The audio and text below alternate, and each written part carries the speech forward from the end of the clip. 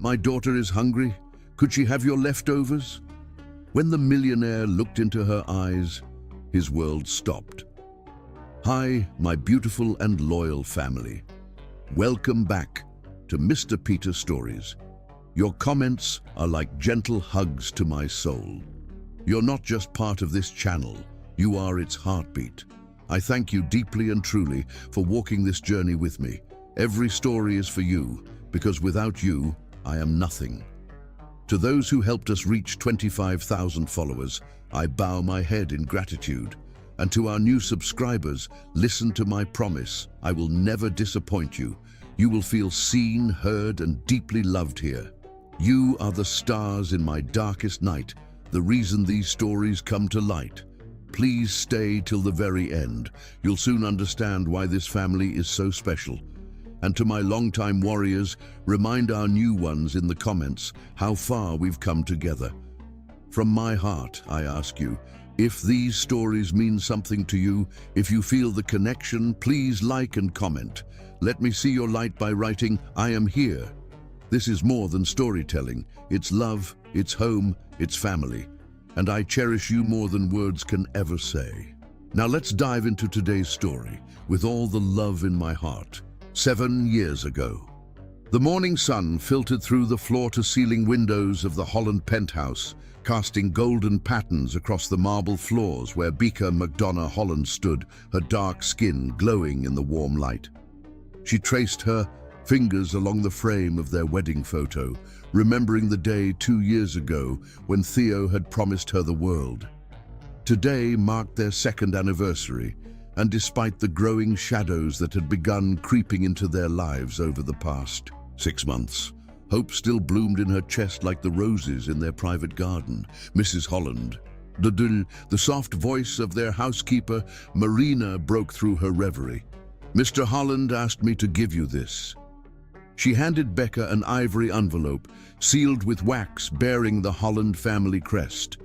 A tradition that had always seemed romantic before, but now felt weighted with expectation. Becca's heart fluttered as she opened it, recognizing Theo's elegant handwriting. "My beloved Becca, 2 years ago, you became my wife, my anchor, my salvation. Today, I want to show you something that will prove my love is eternal. Meet me at the Meridian Gallery at 7. Wear the blue dress, the one from our first date. Forever yours, Theo." Tears pricked her eyes. Despite everything, the cold stares from his family that had grown more frequent, the whispered conversations that stopped abruptly when she entered rooms, the subtle cruelties that had been chipping away at her confidence for months. Theo still saw her, still loved her. The Meridian Gallery buzzed with anticipation as Becca arrived, her blue silk dress flowing around her ankles. The moment she stepped inside, her breath caught. The entire space had been transformed into a private exhibition featuring every piece of art she had ever mentioned loving. Monet's water lilies, Basquiat's vibrant expressions of Black identity, Frida Kahlo's raw emotional landscapes, all displayed under soft lighting that made them seem to pulse with life. "Do you like it?" Theo's voice came from behind her, warm and rich like expensive whiskey. She turned to find him holding a single white rose and a small velvet box. At 30 years old, Theo Holland commanded every room he entered with his tall frame, piercing blue eyes, and that devastating smile that had captured her heart 3 years ago when she was curating a charity auction. Tonight, however, vulnerability softened his sharp features in a way that made her heart race. "Theo, this is," she whispered, unable to finish as he dropped to one knee in the gallery's center. "I know we're already married," he said, his voice thick with emotion. She could feel in her own chest. "But I want to ask you again, here, surrounded by beauty that pales in comparison to you. Becca McDonough Holland, will you renew your vows with me? Will you let me spend the rest of my life proving that you are the greatest masterpiece I've ever beheld?" Inside the box lay not a ring, but a key crafted from antique silver. "To our new home," he explained, his eyes never leaving her face. Away from the city, away from... He didn't finish, but she understood. Away from his family's increasingly hostile presence. Yes, she breathed, throwing her arms around his neck as tears of joy streamed down her face. Yes, always yes. They made love that night with desperate passion, as if they both sensed the storm clouds gathering on their horizon. Becca fell asleep with her head on Theo's chest, listening to his heartbeat, unaware that 3 blocks away, Evangeline Holland was already reviewing surveillance photographs with the cold efficiency of a general planning a war. The first sign of trouble came the next morning when Becca discovered photographers camped outside their building. Their cameras clicked frantically as she left for work, the sound like mechanical insects feeding on her discomfort. "Excuse me." She approached the nearest photographer, a thin man with predatory eyes. "Why are you taking my picture?" He grinned, revealing yellowed teeth. "Just doing a story, Mrs. Holland, about your extracurricular activities." Her stomach clenched with dread, but she forced herself to walk normally to the subway. She couldn't let them see her fear. That would only encourage them. At the McDonough art consulting firm, the small but prestigious gallery she had built, from nothing through years of dedication and networking, her assistant Zara looked troubled. "Becca, there have been some calls. Clients asking about, asking if the rumors are true." "What rumors?" Becca's voice barely rose above a whisper. "Something about you meeting with men, having affairs." Zara's brown eyes filled with sympathy. "It's obviously ridiculous. Everyone who knows you knows how devoted you are to Mr. Holland." But Becca's world tilted on its axis. She excused herself and fled to her office, locking the door before collapsing into her chair. Her hands shook as she called Theo, but it went straight to voicemail. She tried his office, but his secretary, a woman who had always been polite before, said coldly that he was in meetings all day and couldn't be disturbed. Meanwhile, across the city in her opulent Park Avenue office, Evangeline Holland sat reviewing the doctored photographs with Dorian, her youngest son. While Theo had inherited their father's business empire and moral compass, Dorian had inherited only Evangeline's ruthless ambition and sociopathic disregard for human suffering. "The timing needs to be perfect," Evangeline said, her silver hair pulled back in a severe chignon that emphasized her angular features and cold gray eyes. "First, we plant doubt, then we provide proof. By the time we're finished, Theo will thank us for opening his eyes to what that creature really is." "Mother, don't you think this is somewhat extreme?" Dorian asked, though his tone suggested he was merely playing devil's advocate rather than expressing genuine concern. "She's harmless enough. A bit uppity for her station, but harmless?" Evangeline's laugh was like ice cracking on a frozen lake. "She's a virus, Dorian, a cancer that's already begun polluting our bloodline with her inferior genetics. Do you want your nephews and nieces to be mongrels? Do you want the Holland legacy diluted by street blood and ghetto mentality?" Dorian winced at the venom in his mother's voice, but nodded. He needed Evangeline's financial support to maintain his lifestyle of expensive cars and meaningless affairs, and crossing the family matriarch was a luxury he couldn't afford. What about Theo? He truly loves her. Theo is a romantic fool who thinks with his heart instead of his head. Once we show him the truth about his precious wife's character, he'll come to his senses. Evangeline's smile was sharp enough to cut glass. "Love is just a chemical reaction, darling, easily manipulated, easily destroyed." That evening, Becca sat in their walk-in closet still wearing her work clothes, clutching her wedding dress against her chest like armor against an invisible enemy. The photographers had followed her home, shouting questions about alleged affairs she had never had. One had even pushed a grainy photograph under her nose, an image that looked like her embracing another man in what appeared to be their apartment building's garage, but it wasn't her. The woman in the photo had similar features, but Becca could see the subtle differences that a casual observer might miss. Someone had gone to considerable trouble to create this lie. "I'm not strong enough for this fight," she whispered to the wedding dress, tears staining the silk. The panic attacks had started 3 weeks ago, triggered by the constant surveillance and whispered accusations that seemed to follow her everywhere. She hadn't told Theo because she didn't want to burden him further. His relationship with his family was already strained because of their marriage, and she refused to be the reason it broke completely. She heard his key in the lock and quickly dried her tears, hanging up the dress with shaking hands that betrayed her inner turmoil. "Bakar? Where are you, sweetheart?" His voice carried exhaustion and something else, confusion, suspicion. The subtle change in his tone made her blood run cold. "Coming!" She forced brightness into her voice and emerged from the closet to find Theo sitting on their bed, holding a manila envelope with the same predatory stillness of a snake preparing to strike. "We need to talk," he said quietly, his blue eyes searching her face for something she couldn't identify. Her heart stopped. About what? He studied her with those eyes she loved so much, but now they held a distance that hadn't been there that morning. "These photos, my mother showed them to me today." The envelope contained more doctored images. Bekar entering a hotel with a man whose face was conveniently obscured by shadows. Bekar kissing someone in what appeared to be their private garage, though the lighting made identification impossible. Each image had been crafted with professional precision to suggest intimacy while maintaining plausible deniability.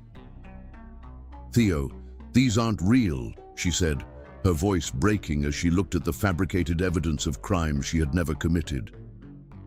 "You have to believe me. I would never—" "I know," he said quickly, pulling her into his arms with the same fierce protectiveness that had made her fall in love with him.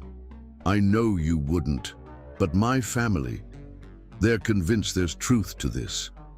They want me to hire a private investigator." "Do it," Becca said fiercely, looking directly into his eyes with the honesty that had always been her greatest strength. "Hire 10 investigators. I have nothing to hide." Relief flooded his features like sunlight, breaking through storm clouds. "I love you," he whispered against her hair. "We'll get through this together." But as they held each other in the gathering darkness, neither of them saw the telephoto lens capturing their intimate moment through the bedroom window, or knew that Evangeline had already chosen their destroyer, a desperate father who would sell his soul to save his dying daughter. The trap was set with the precision of a master chess player thinking 20 moves ahead. The golden cage was closing around them both, and soon they would discover that love, no matter how pure, was no match for hate, backed by unlimited resources and complete moral bankruptcy. Somewhere in a small apartment across town, Jasper Crowley read his daughter a bedtime story while silently planning the destruction of an innocent woman's life. The photograph of his emaciated child served as both motivation and justification for what he was about to do. The storm was coming, and it would tear apart everything they had built. But in the ruins, something stronger would eventually grow. If they could both survive the devastation that was about to engulf them like a tsunami of manufactured lies and weaponized hatred. Chapter 2. The Servant's Lie. Years ago. 1 month later, Jasper Crowley's calloused hands trembled as he turned the page of The Little Mermaid, his daughter's favorite story. 8-year-old Rosalie lay against his chest, her once golden hair gone, leaving only the pale, translucent skin that made her look like a porcelain doll. The chemotherapy had ravaged her small body, but her spirit remained unbroken. "Daddy," she whispered, her voice barely audible. "Will I see Mommy in heaven soon?" Jasper's throat constricted. His wife Sarah had died, bringing this precious child into the world, bleeding out on the delivery table while he held their newborn daughter. For 8 years, it had been just the two of them against the world. Now, that world was ending. Not.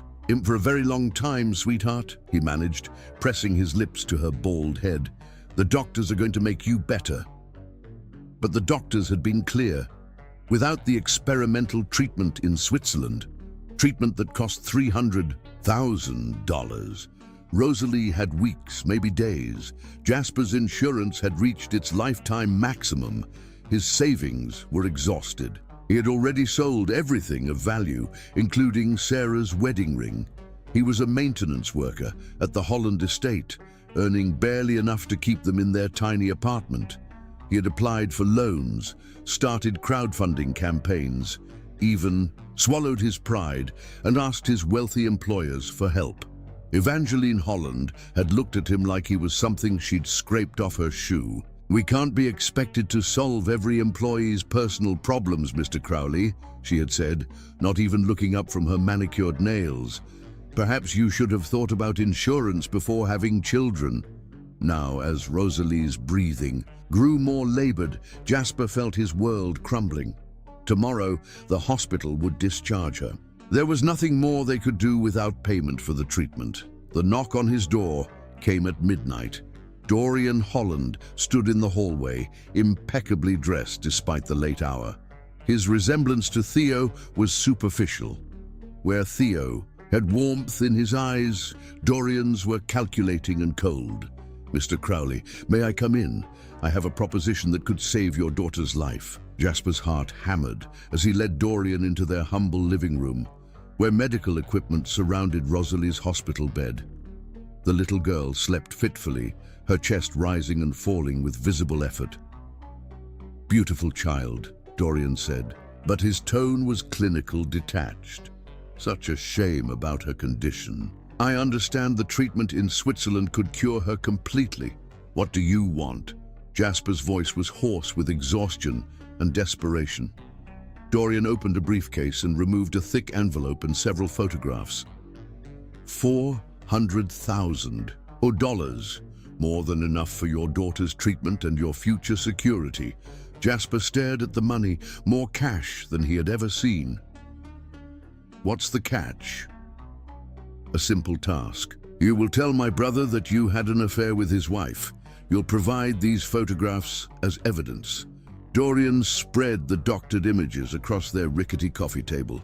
"You'll sign an affidavit detailing your relationship with Becca Holland." Jasper's stomach lurched. He had met Becca many times during his work at the estate. She was kind, always asking about Rosalie, sometimes bringing gifts for his daughter. She had even written a letter to the Children's Hospital advocating for Rosalie's care. "I can't do that to Mrs. Holland. She's a good woman. She doesn't deserve—" "Your daughter deserves to live," Dorian interrupted coldly. "Mrs. Holland will be fine. She'll receive a generous divorce settlement and move on with her life. Your daughter, however, will die without this treatment. Tonight, probably." As if summoned by his words, Rosalie began coughing, a harsh, wet sound that sent Jasper rushing to her side. Blood flecked her lips and her eyes fluttered open, unfocused with pain. "Daddy," she whispered. "It hurts." Jasper gathered her carefully in his arms, feeling how light she had become, how fragile. "I know, baby girl, I know." Dorian watched this display with barely concealed impatience. "The offer expires at dawn, Mr. Crowley. After that, you'll never see me or this money again." After Dorian left, Jasper sat in the darkness, holding his dying daughter. He thought about Sarah, about the promises he had made at her grave to protect their child. He thought about Becca Holland's kindness, her genuine smile when she asked about Rosalie's condition. By 3 a.m., Rosalie's breathing had become so labored that Jasper called 911. As paramedics worked to stabilize her, one pulled him aside. "She's fighting, but her body is shutting down. If you have any arrangements to make, now would be the time." Jasper made his decision in that moment, watching his daughter struggle for each breath. He would save her life, even if it damned his soul. The next day, he found himself standing outside the Whitmore Gallery where Becca was preparing for a new exhibition. Through the window, he watched her work, her movements graceful and sure as she adjusted lighting on a painting. A young artist, clearly nervous and out of place, approached her with a portfolio. Jasper saw Becca's face light up as she reviewed the work, saw her encourage the young man, saw her make a phone call that resulted in the artist weeping with joy. She had just changed someone's life with a single act of kindness, and Jasper was about to destroy her. He turned away, unable to watch anymore, and walked to the nearest church. He hadn't prayed since Sarah died, but now he fell to his knees in the empty sanctuary. God, if you're listening, forgive me. I'm about to become a monster to save my child. If there's justice in this world, let it fall on me, not on her. That evening, as Rosalie's condition worsened, Jasper practiced his lies in the bathroom mirror while she slept. Each word felt like acid in his mouth. Mrs. Holland and we began our affair 6 months ago. She said her husband didn't understand. We met at the Grandview Hotel. Tears streamed down his face as he rehearsed the script Dorian had provided. "Forgive me, Mrs. Holland," he whispered to his reflection. "My daughter needs her daddy to be a monster." He returned to Rosalie's bedside and held her tiny hand. Her skin was burning with fever, her breathing shallow and rapid. "Daddy's going to save you, baby girl," he whispered, kissing her forehead, "even if it costs him his soul." At dawn, as Rosalie's heart monitor began showing irregular rhythms, Jasper called Dorian Holland. "I'll do it," he said, his voice dead. "I'll destroy your brother's marriage. Just save my daughter." "Excellent." Dorian's voice was smooth with satisfaction. "The money will be in your account within the hour. Be at the estate this afternoon. Theo will be home by 6. As Jasper hung up the phone, Rosalie's eyes fluttered open. "Daddy, are we going to be okay?"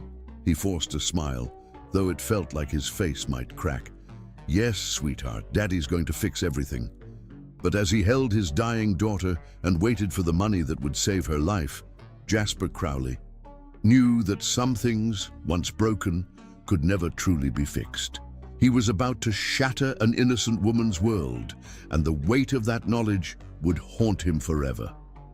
Outside their window, storm clouds gathered in the sky, as if nature itself was preparing for the devastation about to unfold. Love was about to face its greatest test, and only one heart would survive the reckoning. The die was cast, the lie was born.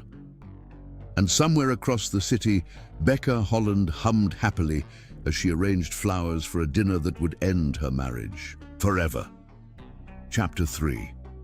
The Shattering. Years ago, the divorce. The bedroom that had once been their sanctuary now felt like a mausoleum where love lay dying. Photographs of their happiness lined the dresser, their wedding day with Becca's radiant smile, their honeymoon in Tuscany where they had made love under ancient olive trees, last Christmas morning when Becca had laughed so hard at Theo's attempt to cook breakfast that she had snorted champagne through her nose. Those images now seemed to mock them with their frozen joy, testament to a happiness that felt like it belonged to different people entirely. Theo stood rigid by their bay window, his back to her like an insurmountable wall. His shoulders were intense with the weight of betrayal he believed he carried, and when he finally turned to face her, Becca gasped at what she saw. This wasn't her husband. This was a broken man with hollow eyes and grief etched into every line of his face like scars from an invisible war. "Tell me it's not true." His voice was barely human, roughened by 3 hours of listening to Jasper Crowley's carefully rehearsed lies and studying fabricated evidence with forensic intensity. "Tell me you didn't betray everything we built together." Becca sat on their bed at 5 months pregnant, her rounded belly now obvious beneath the silk nightgown he had bought her in Paris. She had been planning to share the pregnancy news properly tonight, with dinner and candles and joy. Instead, her unborn child had become a witness to the destruction of their marriage. "What are you talking about? Betray what? Theo, you're scaring me." Her voice carried genuine confusion and growing terror as she watched the man she loved transform into someone she didn't recognize. He turned then, and she saw devastation in his eyes, the complete destruction of everything he had believed about their life together. In his hands was a manila envelope, thick with condemnation and professionally crafted lies. "Jasper Crowley came to see me today." Each word fell like a hammer blow against her heart. "He told me about your affair, about the hotels, about the lies you've been feeding me for months while I defended you to my family." "Affair?" Becca struggled to her feet, her pregnancy making her movements awkward. "Theo, I don't know what he told you, but 6 months, Becca." Theo's voice cracked, like ice breaking under pressure. "Right when you got pregnant. He said the affair started 6 months ago. He knew details about you that only a lover would know." Becca's mind reeled with horror and understanding. The timeline was deliberate. They wanted Theo to believe the baby wasn't his. "Theo, he's lying. I swear on our unborn child's life, I have never been unfaithful to you. This baby is yours." Theo threw the envelope at her feet with violent force, its contents spilling across their Persian rug like evidence of her guilt. Doctored photographs showed her in embraces with a man whose face was always obscured by shadows or camera angles. Hotel receipts bore her forged signature, dated to coincide with her early pregnancy. Love letters written in script that experts would later identify as a perfect match to hers, detailed passionate encounters during the exact weeks their child was conceived. Becca dropped to her knees despite her pregnancy, gathering the fabricated evidence with shaking hands, her wedding ring catching the lamplight like a mockery of their vows. "These aren't real. Theo, look at me. Look at your pregnant wife and tell me you believe I could do this to us." But when she looked up, with tears streaming down her face, his eyes were already dead to her, cold and distant as winter stars. "I trusted you with everything. My heart, my future, my dreams of having children with you and growing old together, and you threw it all away for him." "No!" The word tore from her throat like a scream. She struggled to stand, her pregnant belly making her vulnerable and clumsy. "Theo, please, someone is doing this to us. Your family, they never wanted us together. This baby is yours. Look at the dates. I was already pregnant when these alleged affairs supposedly started." "The affair could have started earlier, Theo," he said coldly, his voice carrying a finality that made her blood freeze. "Maybe you got pregnant by him and tried to pass the child off as mine." "Don't." Her voice broke completely. "Don't you dare question the paternity of our child. This baby was conceived in love, in our bed, the night we celebrated our 2nd anniversary." But Theo's face was stone, carved from marble and just as cold. "I don't know what to believe anymore." Those words broke something fundamental inside. Becca, not just her heart, but her entire conception of reality. She felt it snap like a bone, the sound echoing through her soul as she clutched her pregnant belly protectively. "Get out," he said quietly, his voice carrying the authority of a judge delivering a death sentence. "Pack your things and get out of my house." "Our house," she whispered, looking around at the room where they had shared their most intimate moments. "This is our home, Theo. We're having a baby together. You can't just—" "That remains to be seen," Theo interrupted, his words like knives cutting through her remaining hope. "DNA tests will determine the truth after the birth." "You want a DNA test?" Becca's voice rose with desperate fury. "Fine, we'll do it right now. There are prenatal tests, and risk harming the child if it is mine."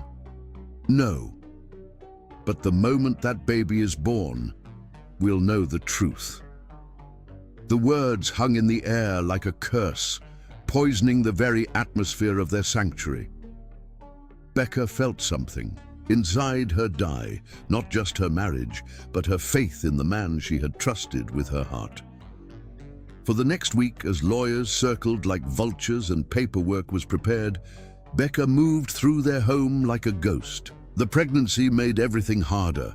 Morning sickness that left her weak, back pain that made sleep impossible, and the constant weight of growing a child whose father had rejected them both. Evangeline Holland took charge of the divorce proceedings with military precision, having anticipated this moment for months and prepared for it like a general planning a siege. The prenuptial agreement Becca had signed in a haze of love and trust became her executioner, every clause crafted to ensure she would leave the marriage with nothing.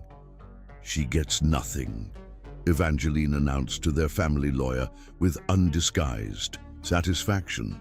"The adultery clause voids any claim to alimony or property settlement, and if that child isn't Theo's, she'll owe us for emotional distress."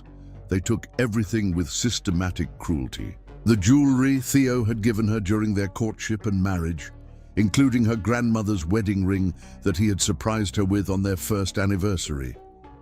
The art collection she had curated with love and expertise.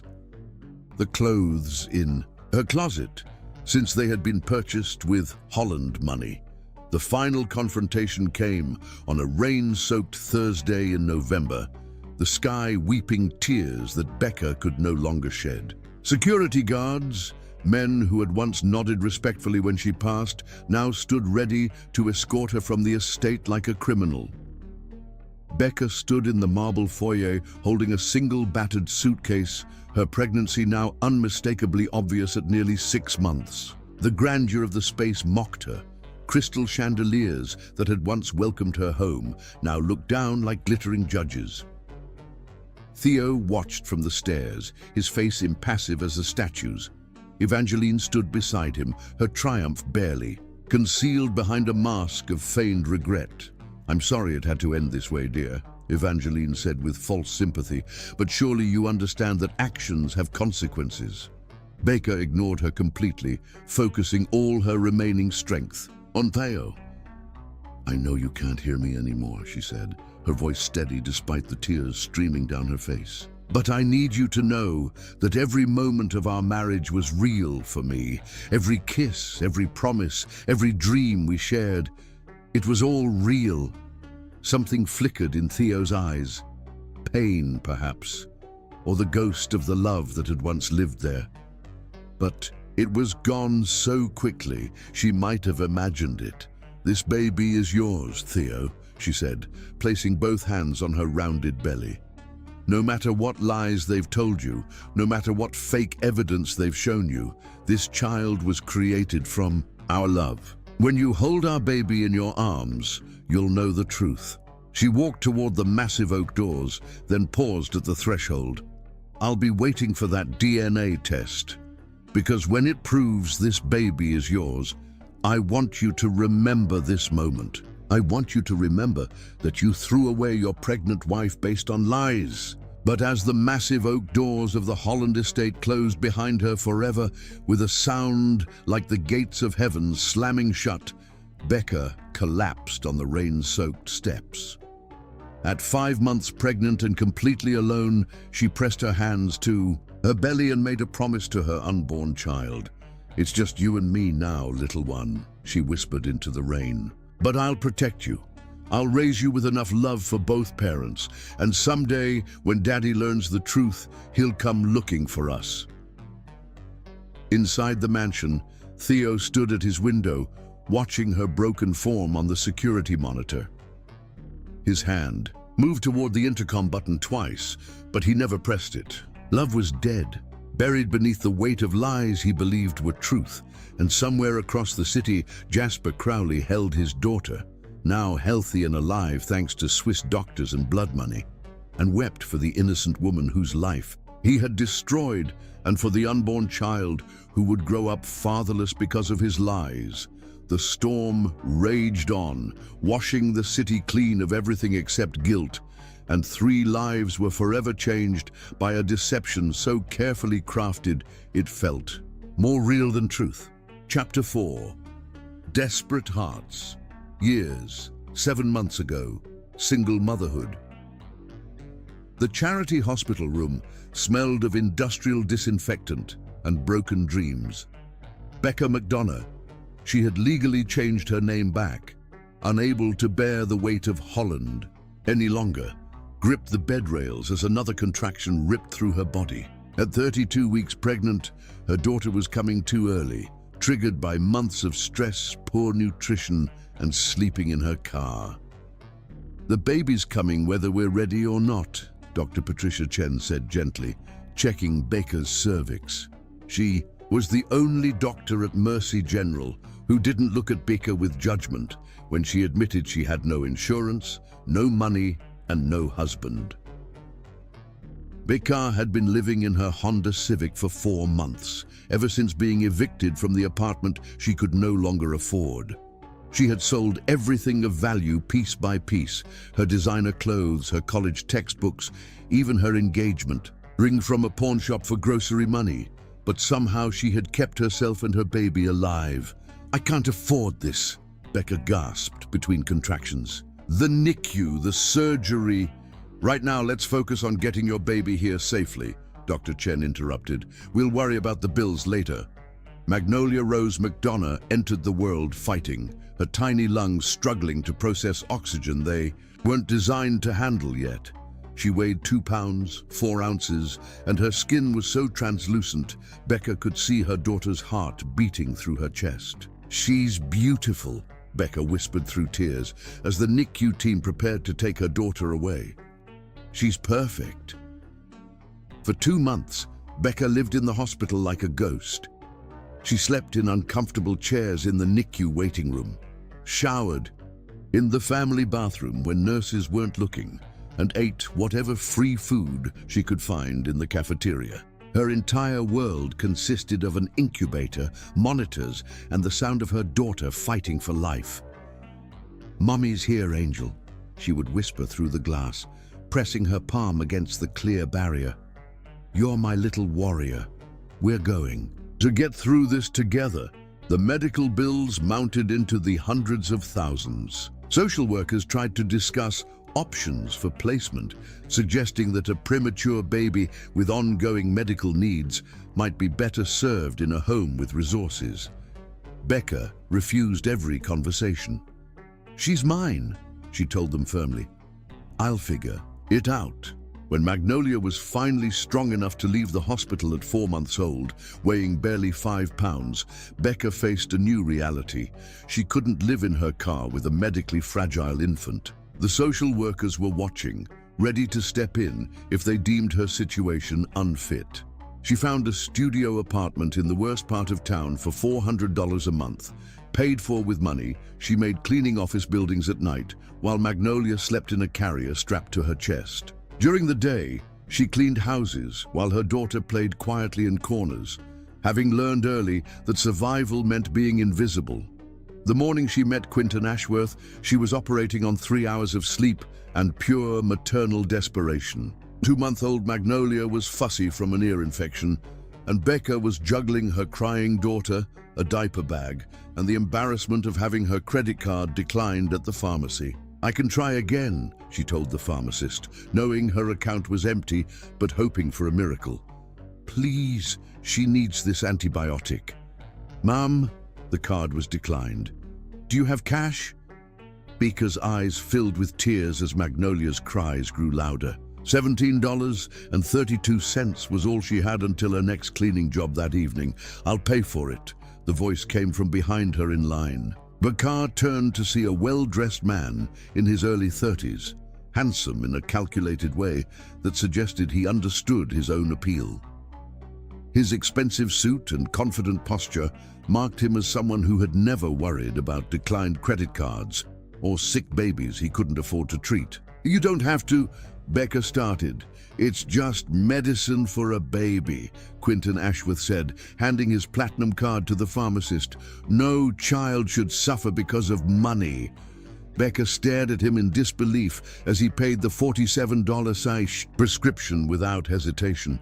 "Thank you, I don't know how to repay." "You don't need to repay anything," he said, studying her with interest that made her uncomfortable. "What's your name?"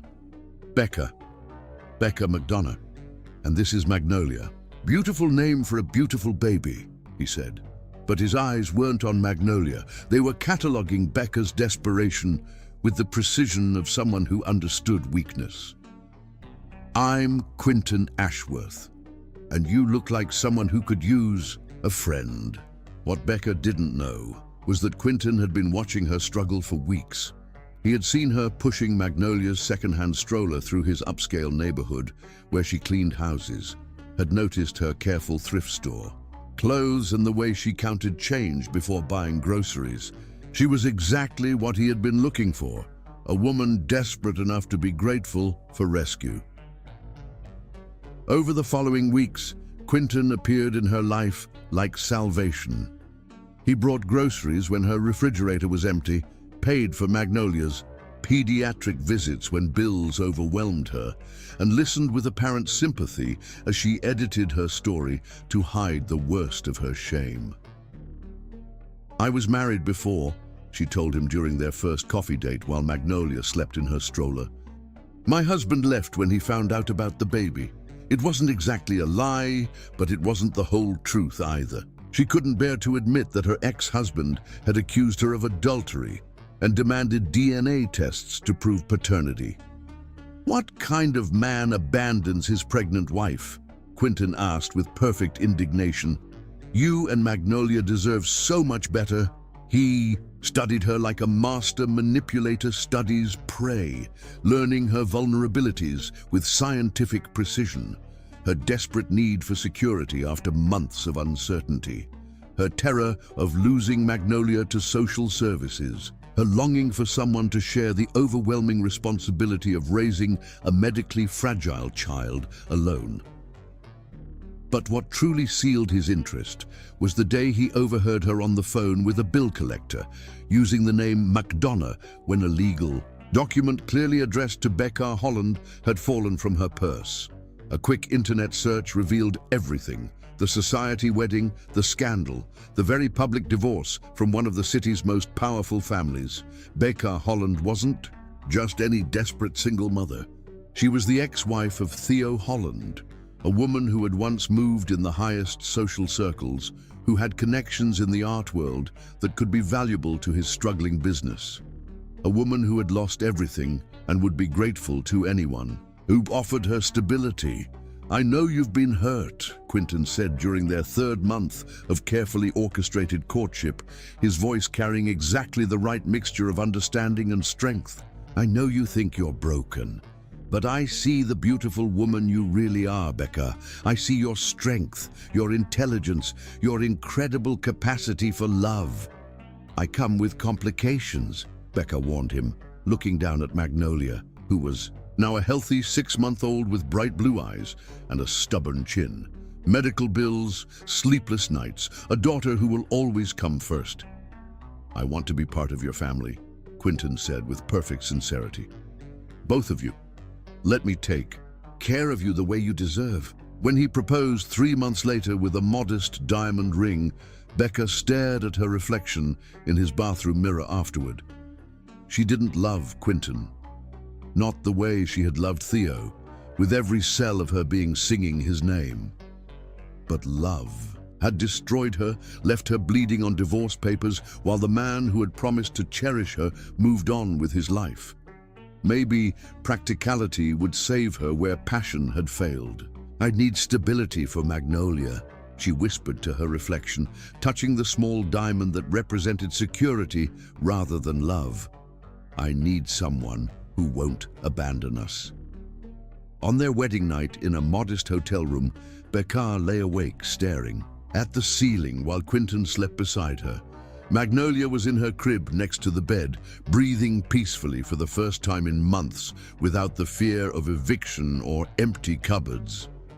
"Thank you," she whispered to whatever God had sent Quentin to save them. She didn't notice the satisfied smile that crossed her new husband's face in the darkness.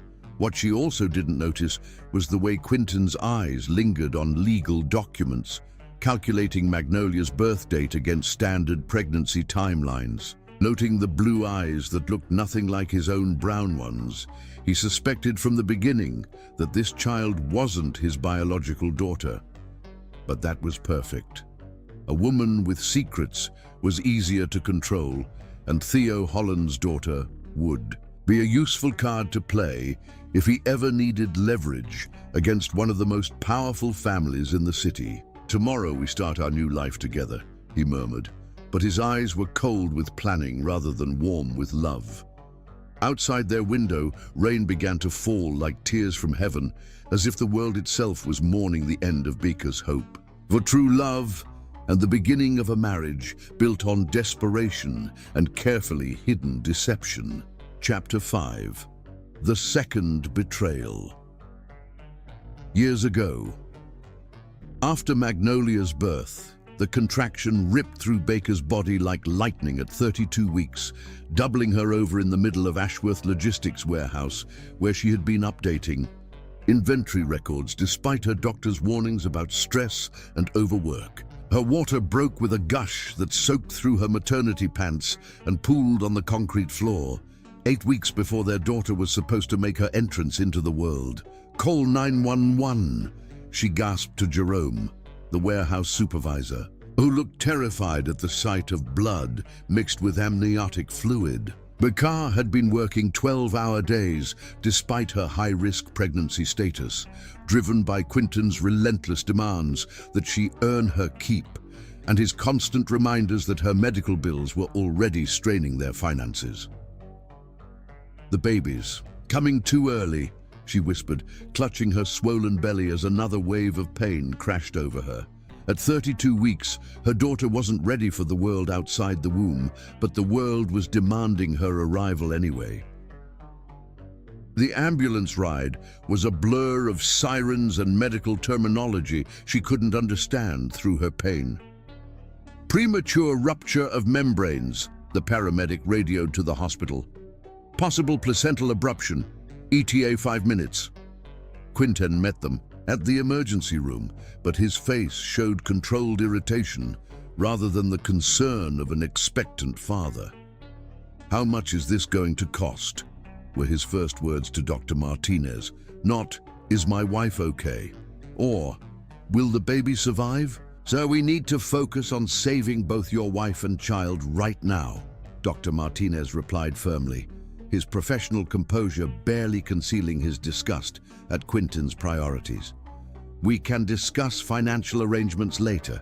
Magnolia Ashworth entered the world weighing 2 pounds, 3 ounces, her tiny lungs struggling to process oxygen they weren't designed to handle yet. She was so small that Becca's wedding ring could slide over her entire hand like a bracelet, so fragile that her skin was translucent enough to see the delicate network of veins that carried life through her premature body.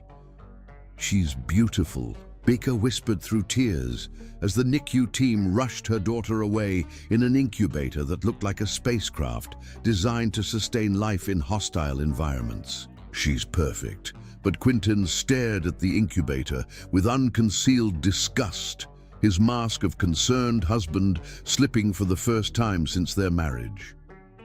"She's defective," he said coldly, his voice carrying no warmth or paternal affection. "Look at her, all those wires and machines. She's going to cost us thousands of dollars a day, and for what? She might not even be normal." Becca felt something fundamental die inside her chest, a piece of hope she hadn't realized she was still carrying. "She's fighting for her life, Quentin. She's our daughter." "She's a burden," he snapped, his true nature finally emerging under stress. "Maybe it would be better if she didn't make it. Save us all the trouble and expense." Those words hung in the sterile hospital air like a curse, poisoning the space where new life was supposed to bring joy. Becca stared at the man she had married, seeing him clearly for the first time without the filter of desperation that had made her accept his proposal.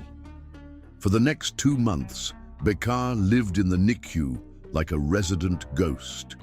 She slept in uncomfortable chairs that left her back aching and her neck permanently stiff, at vending machine food when she remembered to eat at all, and spent every possible moment talking to her daughter through the incubator glass. "Mommy's here, little angel," she would whisper, pressing her palm against the clear plastic barrier. "You're my miracle baby, my little fighter. I know you're scared, but you're going to be okay. We're going to be okay." Magnolia responded to her mother's voice in ways that amazed the nursing staff. Her tiny fingers would grasp toward the sound even when her eyes couldn't open, and her vital signs would improve dramatically during Becca's visits. The nurses said it was remarkable how she seemed to calm whenever Becca spoke, how her breathing would stabilize and her heart rate would steady. Quinton rarely visited, and when he did, it was only to complain about the mounting medical bills, or to pressure Becca to make what he called realistic decisions about their daughter's future. "She's been on life support for 6 weeks, he said during one particularly cruel visit, his voice carrying the cold calculation of someone discussing a failed business investment. "How long are we supposed to bankrupt ourselves for someone who might not even survive, let alone be normal?" "She's getting stronger every day," Becca protested, her voice fierce with maternal protection. "The doctors say her lung function is improving. She opened her eyes yesterday and looked right at me." "Probably brain damage from oxygen deprivation," Quinton replied dismissively, crushing her hope with surgical precision. "Even if she lives, she'll likely be disabled.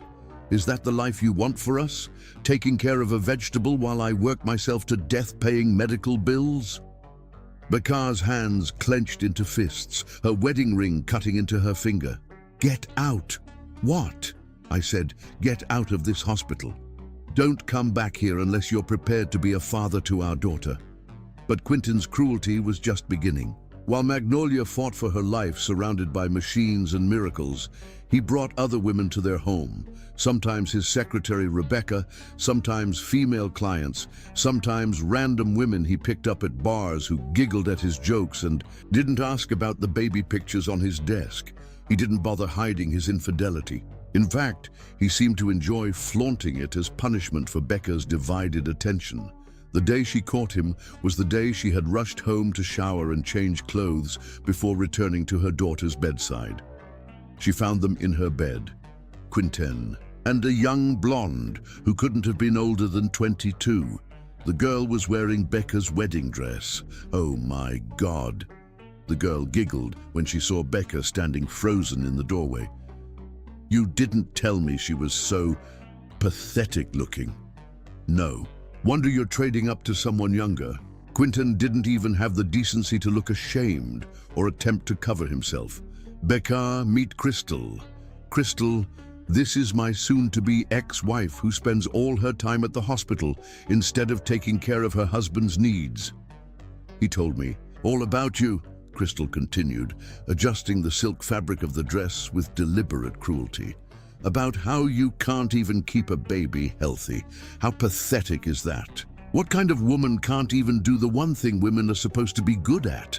Becca's vision went red with a fury she had never experienced before. "Get out of my dress," she said quietly, her voice carrying a dangerous calm. "Make me." Crystal, taunted, emboldened by Quinton's presence. "Quinn says you're too weak to fight for anything you want. That's why your first husband threw you away like garbage." What happened next surprised everyone, including Becca herself. She lunged forward and grabbed the wedding dress, tearing it off the girl's body with a strength born of pure maternal fury and 2 months of watching her daughter fight for life. "This dress represents my vows to protect my daughter," she snarled, as Crystal scrambled away, screaming, "and I will die before I let anyone mock that." Crystal fled the house half naked and shrieking obscenities, while Quinton watched with amused detachment, as if Becca had just provided entertainment rather than defending her most sacred promises. "Feeling better now?"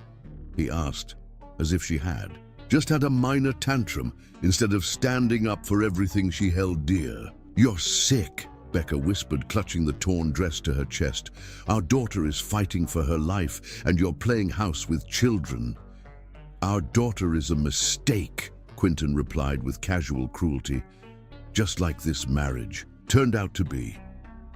The final betrayal came 3 weeks later, on a night when 18-month-old Magnolia was home from the hospital, but suffering from an ear infection that made her cry constantly despite antibiotics. Becca had been up for 36 hours straight, alternating between work and caring for their daughter, when the demands of single motherhood while married became too much to bear. "I can't take this anymore," Quinton announced, throwing clothes into expensive luggage with the efficiency of someone who had been planning this moment. "The crying, the medical bills, the constant drama. This isn't the life I signed up for when I married you." "What are you talking about?" Becca asked, rocking Magnolia gently while her heart began to race with recognition of abandonment patterns. "She's just sick. Babies get ear infections. The doctor said, 'I'm leaving, Becca. I'm done playing house with damaged goods.'" His voice was matter-of-fact, as if he was discussing a business decision rather than destroying a family. "You can't just leave. She's your daughter. I'm your wife. We made vows I never meant," he interrupted, throwing legal papers on their kitchen table. "Divorce papers. I'm citing abandonment and emotional distress. My lawyer says I can get out of paying child support since the kid was born defective due to your negligence during pregnancy." Becca stared at the papers in disbelief, her world tilting off its axis. "Negligence! I followed every doctor's order. I took my vitamins. I went to every appointment. I did everything right." "You worked too hard, stressed yourself out, caused the premature birth. That's negligence, according to my attorney." His voice carried the cold certainty of someone who had planned this conversation in advance. "Where will we go? We don't have any money saved. And with her medical needs, that's not my problem anymore." Quinton hefted his suitcase with the satisfaction of a man shedding unwanted responsibility. "I've emptied our joint accounts and liquidated our shared assets. Sold your grandmother's jewelry too. Got an excellent price for those antique pieces." Becca's heart stopped. "My grandmother's jewelry. Those were the only things I had left from my family. You had no right. I had every right as your husband. We needed the money for my fresh start with someone who appreciates what I have to offer." He paused at the door, his face twisted with contempt that had been building for months.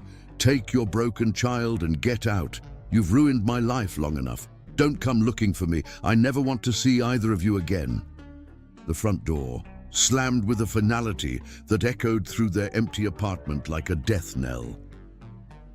Becca found the note he'd left on the kitchen counter, written on their wedding stationery in his precise handwriting. "Becca, by the time you read this, I'll be gone. I've taken what I need for my new life. The rent is paid through the end of the month, then you're on your own. Don't contact me, don't try to find me, don't expect any help. You made your choice when you decided to keep that broken child. Now live with the consequences. The car is repossessed as of tomorrow morning. Q." Becca sank to the kitchen floor, still holding feverish Magnolia, and released a scream of anguish that seemed to come from the depths of her soul. The sound was so raw, so primal, that it woke neighbors 3 apartments away and brought Mrs. Chen from next door, running to check if someone was being murdered. "I failed you, sweetheart," she sobbed into Magnolia's soft hair. "Mommy failed you again." But as she held her daughter, this tiny, perfect miracle who had fought so hard to live despite being unwanted by her father, Becca felt something new stirring in her chest. Not hope, exactly, but determination forged in the fire of abandonment and tempered by maternal love. "We don't need him, baby girl," she whispered, her tears falling onto Magnolia's cheek. We never needed him. It's just you and me now, and I promise you this. I will never let anyone make you feel less than perfect ever again." Outside their window, storm clouds gathered like an omen of the struggles ahead. But inside that modest apartment, a mother's love burned brighter than any darkness, and a little girl who had already survived the impossible continued to fight for the life her father had abandoned.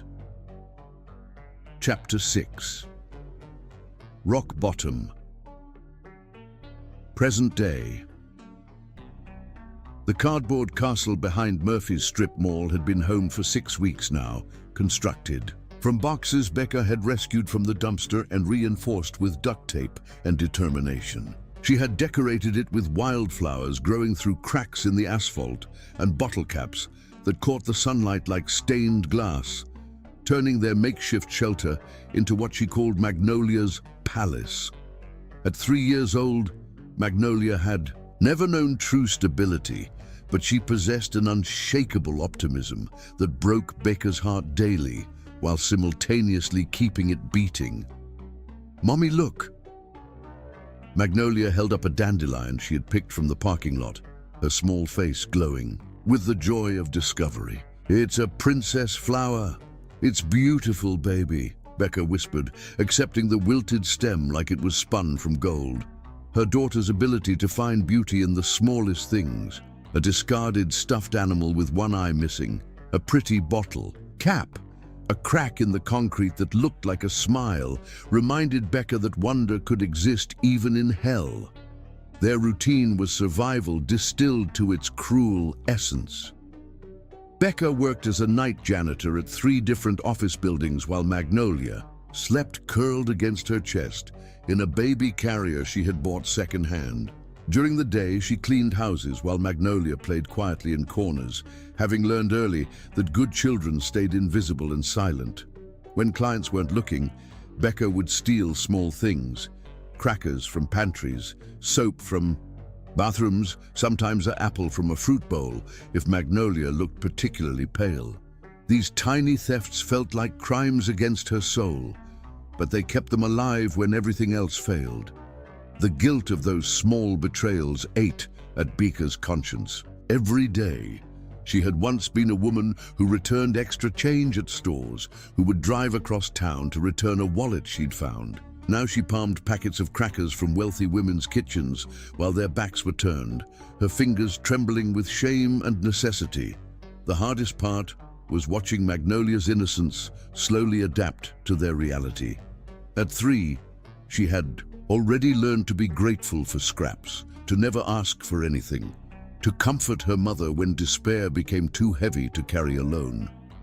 It was a childhood stolen piece by piece, and Becca carried that guilt like shards of glass in her chest. "Ah, you said again, Mommy." Magnolia would ask when she found Becca staring into space, lost in memories of warm beds and full refrigerators and a time when tomorrow held promise instead of dread. "No, sweetheart, Mommy's just thinking." About the sad prince, Becca's heart clenched. Somehow, through all the careful editing of bedtime stories, Magnolia had absorbed the truth about her mother's broken heart. In their fairy tales, there was always a sad prince who had lost his princess because bad people told lies, and the princess had to find her own way in the world. "Maybe," Becca admitted, "but it doesn't matter anymore. It's just us, and that's perfect." Will the sad prince find us someday? I don't know, baby. Probably not. But Magnolia, with the faith that only children possess, smiled anyway. "That's okay. We have our castle." The castle was falling apart. Rain leaked through holes in the cardboard, and they huddled together on December nights, sharing body heat under a thin blanket Becca had found in a dumpster. The blanket smelled of other people's lives, cigarettes and perfume, and the particular sadness of discarded things.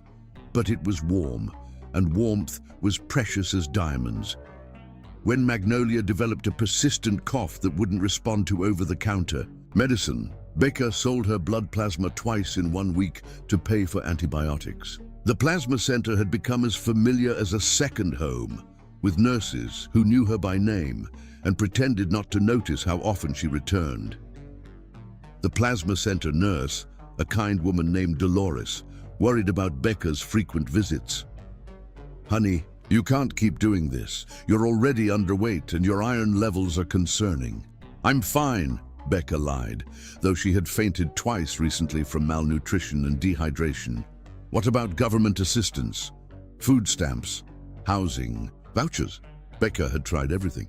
The waiting lists were years long, and without a permanent address, most programs wouldn't accept her applications. The shelter system was overcrowded and dangerous. She had seen too many children disappear, too many women brutalized by systems that were supposed to protect them. Their lowest moment came during a heat wave in July when Magnolia's cough worsened into pneumonia. Becca carried her daughter's burning body to the emergency room, where they waited for 6 hours before being seen. "Please," she begged Dr. Morrison, an exhausted resident who looked barely older than herself. "I'll work for free. I'll clean the hospital for a year. Just help her breathe." Dr. Morrison's eyes filled with tears as he looked at Magnolia's labored breathing. "We'll treat her. We have to. But the bills—" "I don't care about the bills. Just save my baby." Magnolia survived, but the medical debt destroyed what little financial stability they had managed to build. The bills followed them everywhere, to the library where Magnolia learned to read, to the fast food restaurants where Becca begged for leftover food, to the plasma center where she continued selling her blood to buy her daughter's medications. As autumn turned to winter, their situation became critical. Magnolia's shoes had holes that let in cold and water, and she was constantly sick from exposure. Becca watched her daughter share her last graham cracker with a stray cat and realized they were both slowly dying. "Mommy's tired," Magnolia said one December evening, crawling into their cardboard shelter. At 3 years old, she was too thin, too pale, too quiet. The bright spark that had carried them through their darkest days was finally dimming. "I know, sweetheart. Me too. Are we going to see God soon, like the angels in our stories?" The question hit Becca like a physical blow. Her 3-year-old daughter was asking about death with the casual acceptance of someone who had never known. Security. "No, baby. We're not going anywhere. Mommy's going to figure this out." But how? She had pawned everything of value months ago. Her grandmother's ring, the last piece of her previous life, had gone to pay for Magnolia's antibiotics. She had applied for every job that would take someone without a permanent address, but most employers took one look at her appearance and found reasons to decline. The night that changed everything started like any other nightmare. Magnolia was burning with another fever, her 4th this month, and Becca had been without food for 3 days, giving every scrap to her daughter. She felt dizzy and weak, her vision swimming with black spots that warned of imminent collapse. Just this once, she prayed to whatever God might be listening. "If you exist, if you have any mercy left for us, just this once, help me save my child." She found herself on 5th Avenue, staring through the windows of restaurants where people in expensive clothes enjoyed meals that cost more than she made in a week. The warm light spilling onto the sidewalk felt like mockery, but it also felt like hope. One restaurant looked familiar, though she couldn't place why through her fever-induced haze. A man sat alone at a window table, barely touching his meal, while staring into space with the same haunted expression she saw in mirrors. Becca didn't recognize the restaurant as Meridian, where she and Theo had celebrated their first anniversary. She didn't recognize the familiar slope of the man's shoulders or the way he held his wine glass. She was too broken, too desperate, too focused on the untouched bread on his plate. All she saw was food that could save her daughter's life. With Magnolia burning with fever in her arms, Becca approached the window. She knocked gently on the glass, her hand shaking from malnutrition and desperation. The man looked up, and for a moment, the world stopped. But Becca was too far gone to process what she was seeing. She only knew that this stranger had food, and her baby was dying. "Excuse me, sir," she whispered through the glass, her voice barely audible. "I'm sorry to bother you, but may I have your leftovers, sir?" The man's wine glass fell from his hands, shattering on the restaurant floor like her heart had shattered 7 years ago. But Becca didn't hear it break. She was too busy watching her daughter's eyes flutter closed, too busy feeling Magnolia's burning forehead against her chest. "Please," she whispered again, not recognizing the face that had haunted her dreams for 7 years. "My baby needs food." And in that moment, as their eyes met through glass and 7 years of pain, two broken hearts began to remember what it felt like to love. Chapter 7. Recognition and Reckoning. Present day, the reunion. Theo Holland sat at table 17 of Meridian Restaurant, the same table where he and Becca had celebrated their first anniversary 7 years ago. The irony wasn't lost on him that he came here every November 15th to torture himself with memories of the woman who had vanished like smoke after their divorce. The lobster thermidor on his plate, Becca's favorite dish, the one she had declared food for the gods, while laughing so hard she had snorted champagne, remained untouched, growing cold as he stared into his wine glass. The restaurant buzzed with life around him, couples sharing intimate dinners, business associates closing deals over expensive bottles of wine, families celebrating milestones. But Theo existed in a bubble of solitude surrounded by ghosts of happier times. He could still hear Becca's laughter echoing off these walls, still see her eyes sparkling in the candlelight as she told him about her latest gallery discovery. "Mr. Holland?" The young waiter Jeremy approached hesitantly. He had served Theo's annual pilgrimage of grief for 3 years now and had learned to tread carefully around his melancholy patron. "Would you like me to box your meal? You haven't touched—" "Leave it," Theo said quietly, his voice rough with unshed tears. At 37, he commanded boardrooms and closed million-dollar deals with a few words, but he couldn't summon the strength to eat a simple meal. Across from him sat Dashiell Kane, his private investigator, delivering the same report Theo had heard dozens of times before. "Still no trace, Mr. Holland. It's like she vanished completely after the divorce. No employment records, no address changes, no digital footprint whatsoever." Theo's fingers tightened around his wine glass until his knuckles went white. 7 years of searching. 7 years of hiring the best investigators money could buy. 7 years of checking every hospital, every shelter, every morgue in the country. Becca McDonough had simply ceased to exist. "She could have changed her name completely," Dashiell continued gently. "Left the country, started over somewhere we can't reach. Perhaps it's time to accept that she doesn't want to be found." "She's alive," Theo said with the desperate certainty of a man clinging to hope. "I would know if she wasn't. I would feel it." The conversation was interrupted by a commotion near the front entrance. The maître d' Philippe was moving quickly toward the door where a disheveled woman carrying a child had somehow slipped past the hostess. Several patrons looked up with expressions of distaste and alarm, their expensive evening disrupted by what appeared to be a homeless person seeking charity. Theo glanced up irritably, annoyed by the disruption of his private grief, and his world shattered into a million pieces. Those eyes, dear God in heaven, those eyes! The wine glass slipped from his nerveless fingers, hitting the marble floor with a crystalline crash that echoed through the restaurant like a gunshot. 7 years collapsed into a single heartbeat as he stared at the woman who had haunted every moment of his existence since she walked out of his life. But this wasn't the Becca he remembered. This woman was skeletal, her cheekbones sharp with malnutrition, her once lustrous hair choppy and dull.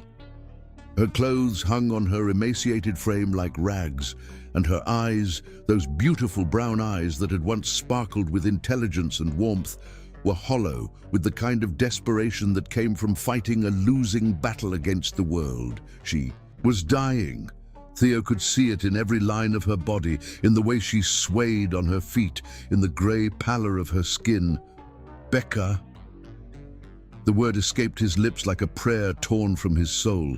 She staggered backward, clutching the child more tightly. To her chest, her eyes wide with terror and disbelief. The little girl, she couldn't be more than 3, turned to look at him with fever-bright eyes, and Theo's heart stopped completely. The child had Becca's dark skin and delicate bone structure, but her eyes were his. That exact shade of blue that had marked every Holland male for generations. And her chin, stubborn and determined, was a perfect miniature of his own. "Please," Becca whispered, backing toward the door as every eye in the restaurant tracked her movement. "I'll leave. I'm sorry, I didn't know. I wouldn't have..." But even as she spoke, her legs were giving out. 7 years of struggle, 3 days without food, and the shock of seeing him again combined into a perfect storm that sent her crashing toward the marble floor in a dead faint. Theo moved without conscious thought, reaching her before her head could hit the unforgiving stone. As he gathered her unconscious form in his arms, the little girl looked up at him with those impossibly familiar eyes. "Are you the prince from Mommy's stories?" she asked, in a voice that was pure music despite her obvious illness. "The one who made her cry?" The words hit him like physical blows. Theo couldn't speak, couldn't breathe, couldn't think beyond the devastating realization that this child was his daughter, and he had never known she existed.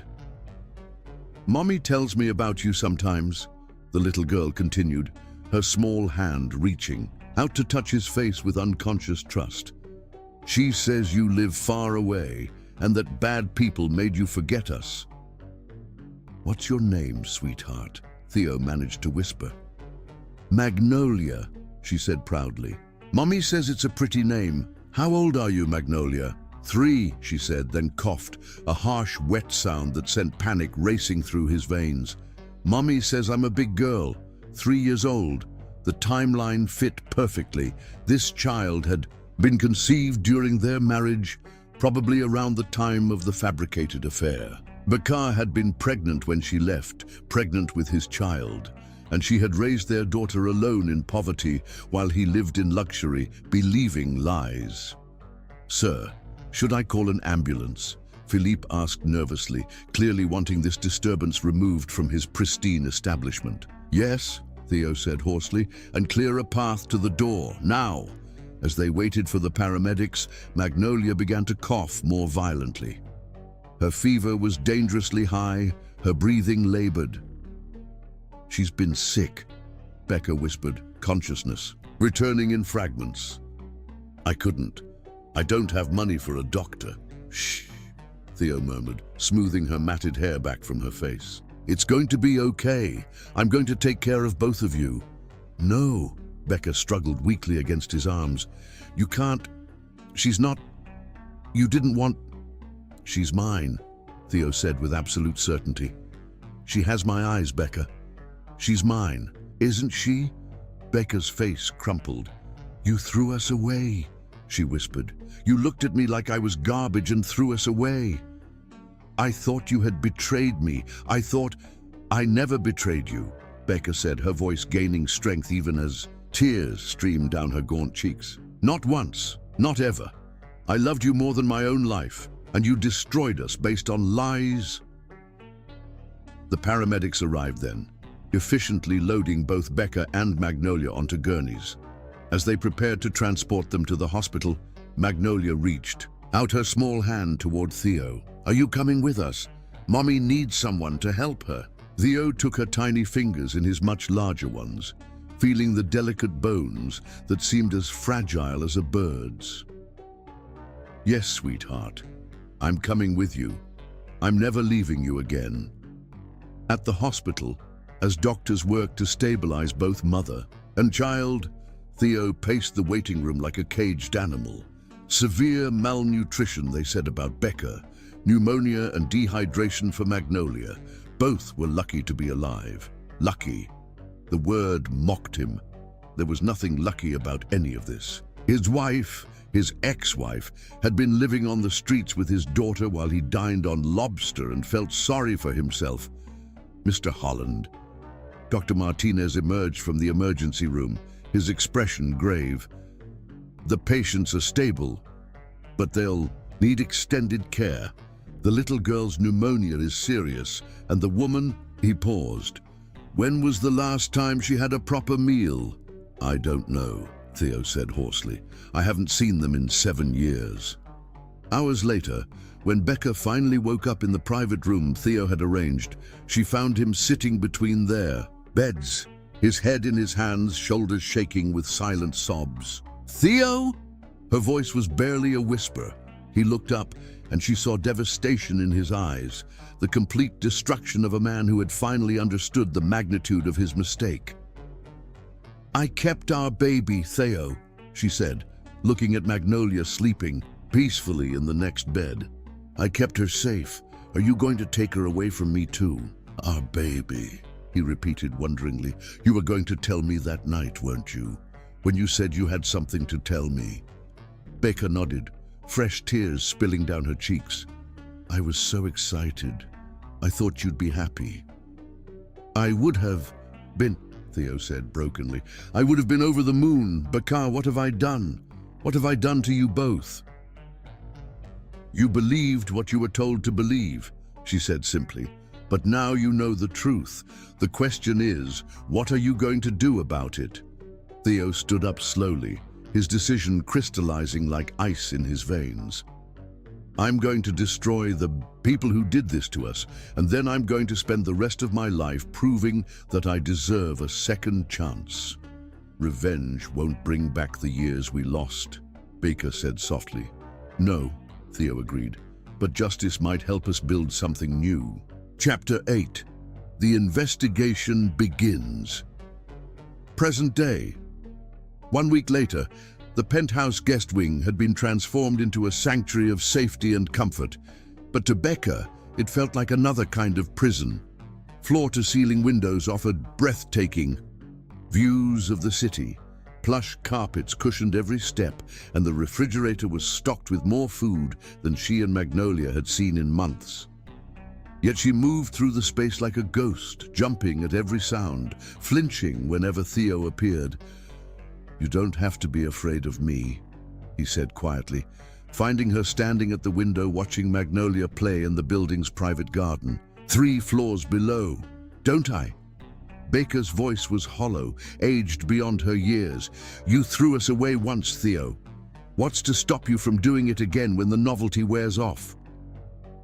There's no one else, Theo said, moving closer but stopping when she visibly tensed. There hasn't been anyone since you. Becca turned to look at him then, really look at him. 4 years had carved lines around his eyes and added silver to his temples, but he was still devastatingly handsome. Still the man who had once made her feel like the most beautiful woman in the world. 4 years, Theo.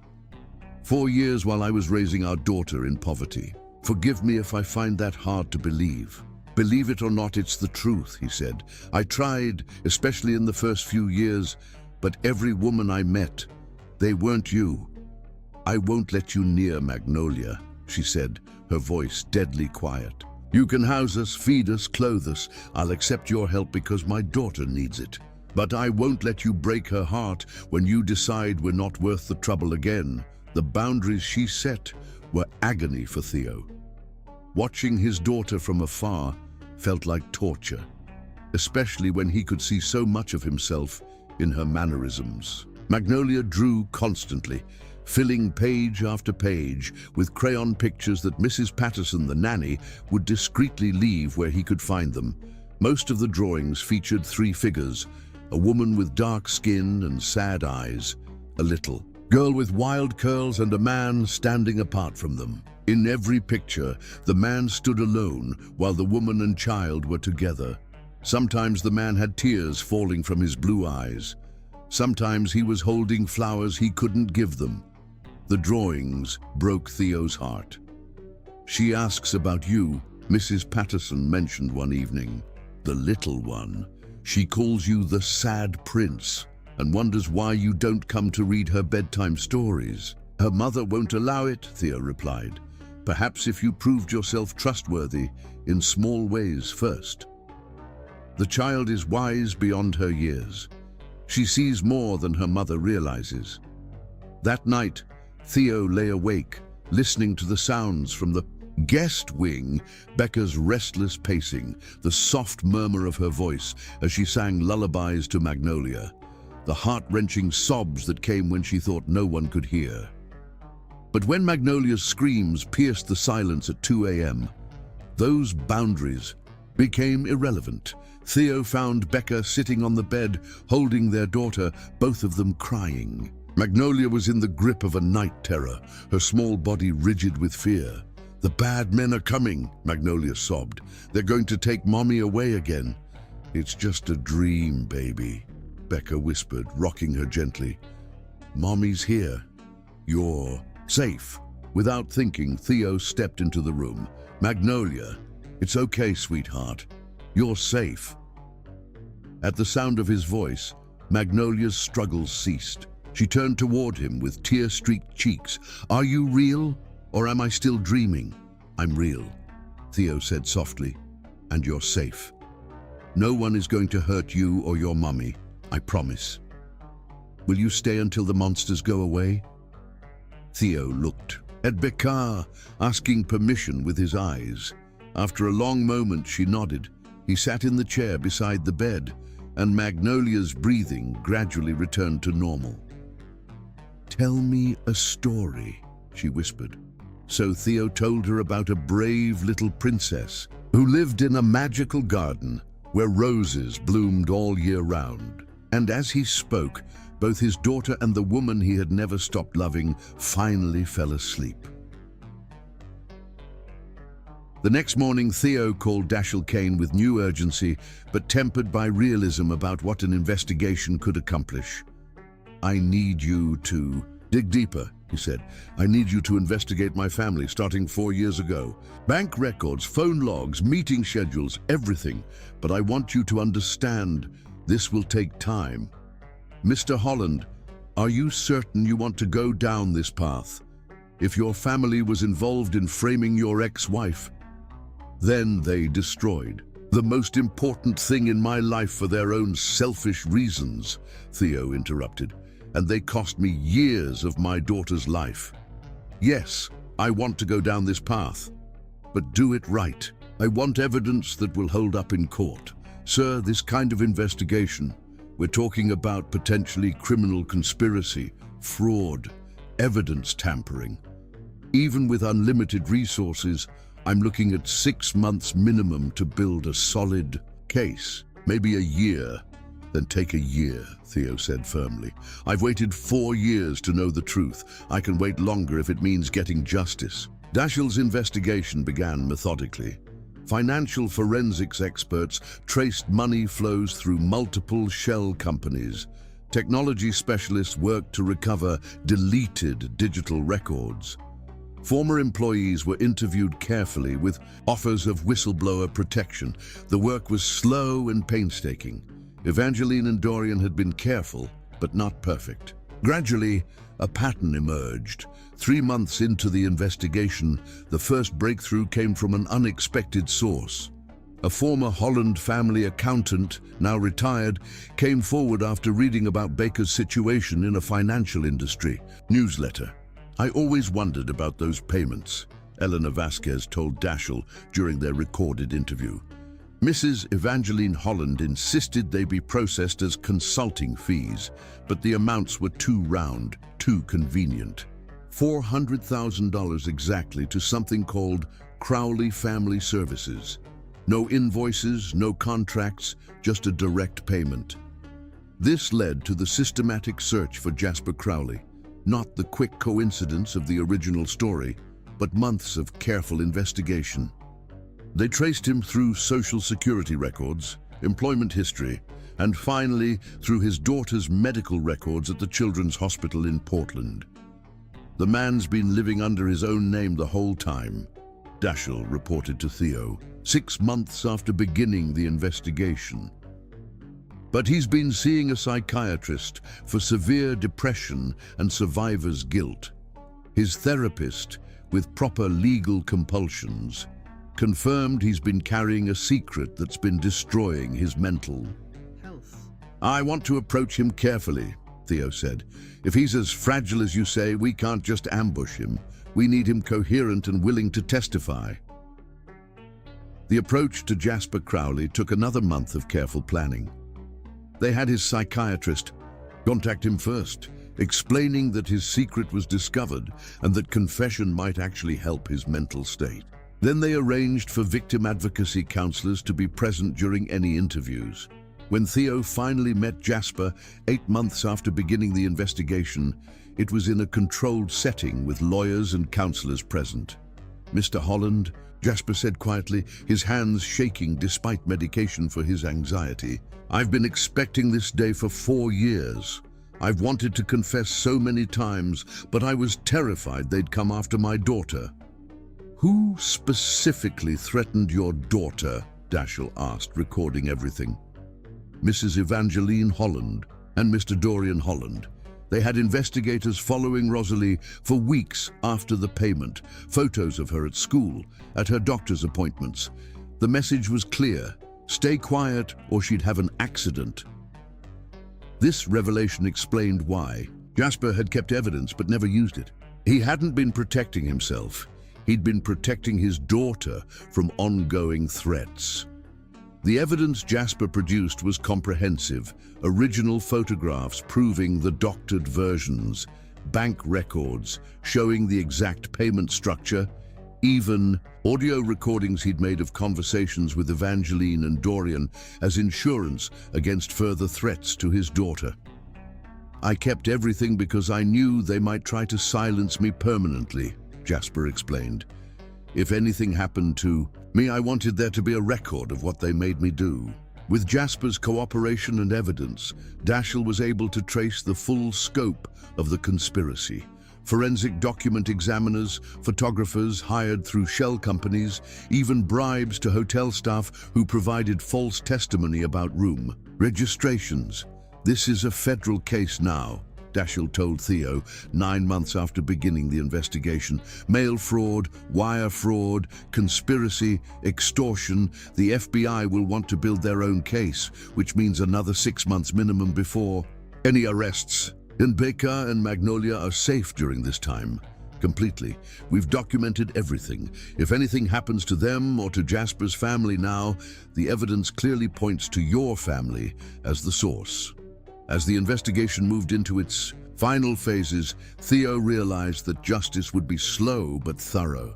The days of instant gratification were over, but the truth, when it finally emerged, would be unshakable. "I always wondered about those payments," Eleanor Vasquez told Dashiell during their recorded interview. "Mrs. Evangeline Holland insisted they be processed as consulting fees, but the amounts were too round, too convenient, $400,000 exactly, to something called Crowley Family Services. No invoices, no contracts, just a direct payment. This led to the systematic search for Jasper Crowley. Not the quick coincidence of the original story, but months of careful investigation. They traced him through Social Security records, employment history, and finally through his daughter's medical records at the Children's Hospital in Portland. "The man's been living under his own name the whole time," Dashiell reported to Theo, 6 months after beginning the investigation. "But he's been seeing a psychiatrist for severe depression and survivor's guilt.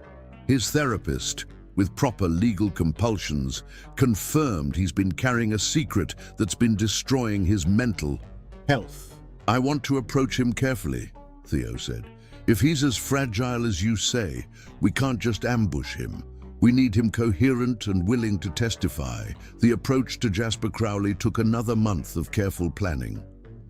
They had his psychiatrist Contact him first, explaining that his secret was discovered and that confession might actually help his mental state. Then they arranged for victim advocacy counselors to be present during any interviews.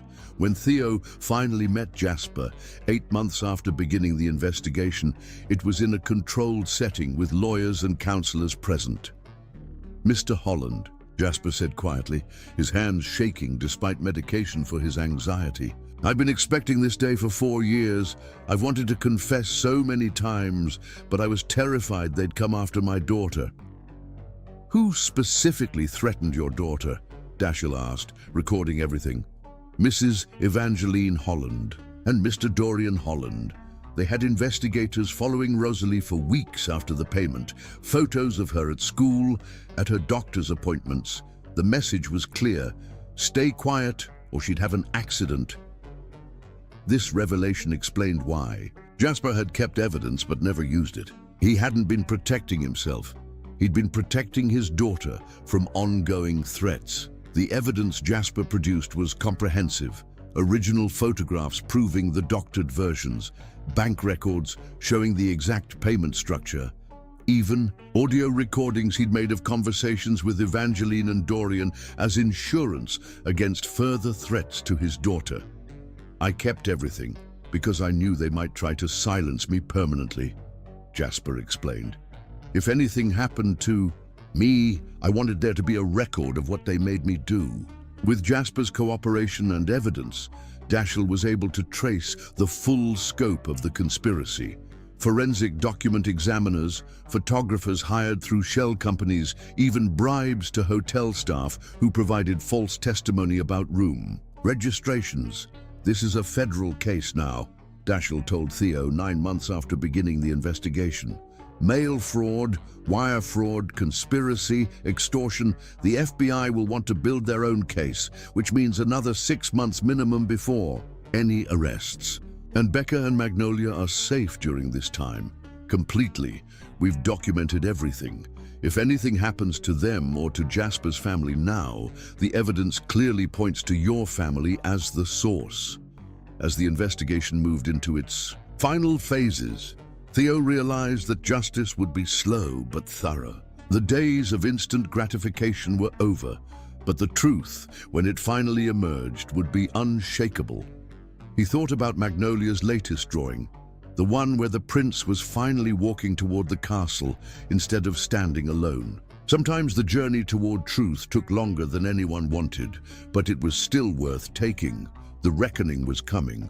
And this time, it would be built on evidence so solid that no amount of money or influence could tear it down.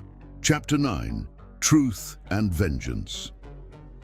Present day, 18 months after investigation began. The federal courthouse in Manhattan was a fortress of justice, its marble columns standing witness to the end of a conspiracy that had taken 2 years to fully unravel. Theo Holland sat in the gallery behind the prosecution table, watching as FBI agents escorted his mother and brother into the courtroom in handcuffs. The investigation had been exhaustive. What began with Dashiell Kane's financial forensics had expanded into a federal task force involving wire fraud, mail fraud, conspiracy, and racketeering charges. The Holland family's racist conspiracy had violated multiple federal laws, and the Department of Justice had built an airtight case. The defendants, Evangeline Marie Holland and Dorian Charles Holland, have been charged with conspiracy to commit fraud, wire fraud, mail fraud, witness tampering, and conspiracy to violate civil rights. The federal prosecutor, Assistant U.S. Attorney Sarah Martinez, announced to the packed courtroom. The evidence was overwhelming. Bank records traced through 5 different shell companies, showing systematic payments to co-conspirators. Digital forensics had recovered deleted emails detailing the racist motivations behind the frame job.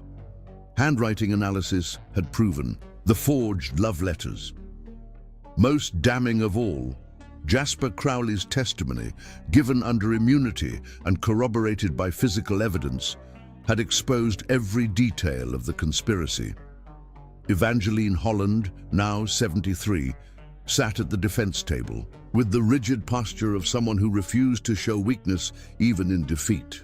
Her expensive legal team had tried every possible defense, claiming Jasper was mentally unstable, arguing that the evidence was circumstantial, even attempting to characterize the conspiracy as a family intervention rather than criminal fraud.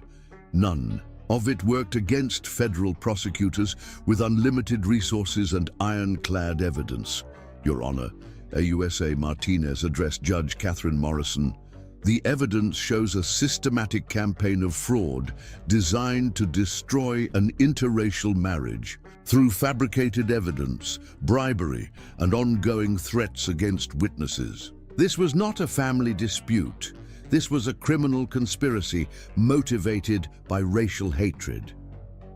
The trial had lasted 3 weeks, with devastating testimony from multiple witnesses. Jasper Crowley had spent 2 days on the stand, describing in detail how Evangeline and Dorian had exploited his daughter's illness to force him into perjury.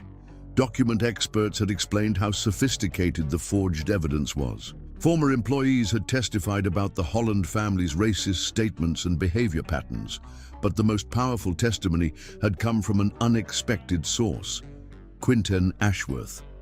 Facing his own federal charges for fraud and abandonment, Quinten had agreed to cooperate with prosecutors in exchange for a reduced sentence. His testimony revealed another layer of the conspiracy, how Evangeline Holland had actually contacted him after Becca's marriage, offering money to neutralize her if she ever tried to reconcile with Theo.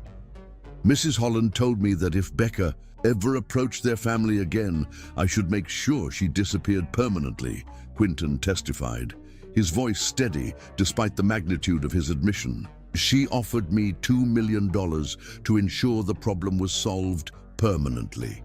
This revelation had shocked even federal prosecutors, elevating the charges to include solicitation of murder, though the statute of limitations prevented prosecution for that specific crime. Now, 18 months after Dashiell Kane had first begun investigating financial irregularities, justice was finally being served. Has the jury reached a verdict? Judge Morrison asked. "We have, Your Honor," the jury foreman replied, "on the charge of conspiracy to commit fraud. How do you find? Guilty. On the charge of wire fraud? Guilty. On the charge of mail fraud? Guilty." The verdicts continued for 27 separate counts. Guilty on all charges for both defendants. Evangeline Holland's composure finally cracked when the judge announced the sentencing range: 15 to 20 years in federal prison for each defendant, with no possibility of parole. At 73 and 68 respectively, both Evangeline and Dorian were facing what amounted to life sentences. This court finds that the defendants engaged in a sophisticated conspiracy motivated by racial hatred, Judge Morrison declared during sentencing 3 weeks later. They corrupted the justice system, destroyed innocent lives, and showed no remorse for their actions. The sentences imposed today reflect the seriousness of these crimes and send a clear message that justice applies to everyone, regardless of wealth or social status. Evangeline Holland was sentenced to 18 years. In federal prison, Dorian received 15 years. Both were ordered to pay restitution totaling $4.7 million to Becca and Magnolia for damages, lost income, and emotional suffering. But the criminal convictions were only the beginning. The civil justice system moved more quickly once criminal guilt was established. The Holland family's business empire faced systematic dismantling. Federal asset forfeiture laws allowed the government to seize assets used in the commission of crimes. The family's trust funds were liquidated to pay restitution. The Manhattan estate, where Theo and Becca had lived, was sold, with proceeds going to organizations fighting racism and supporting homeless families. Theo, who had cooperated fully with federal investigators and testified against his own family, retained control of Holland Enterprises, but restructured it completely. The company's board was diversified, its hiring practices were overhauled, and a significant portion of its profits were directed toward racial justice initiatives. "I want to be clear," Theo said at a press conference following the sentencing. "My family's crimes were motivated by racism, pure and simple. No amount of money or prison time can undo the damage they caused, but we can use their criminal enterprise to fund positive change." The press conference was also where Theo publicly acknowledged Magnolia as his daughter and announced his engagement to Becca, though both revelations were carefully planned to avoid media circus around a 4-year-old child. "DNA tests have confirmed that Magnolia is my biological daughter," Theo said simply. "The conspiracy to frame her mother cost me 4 years of my daughter's life. We're focused now on healing and moving forward as a family."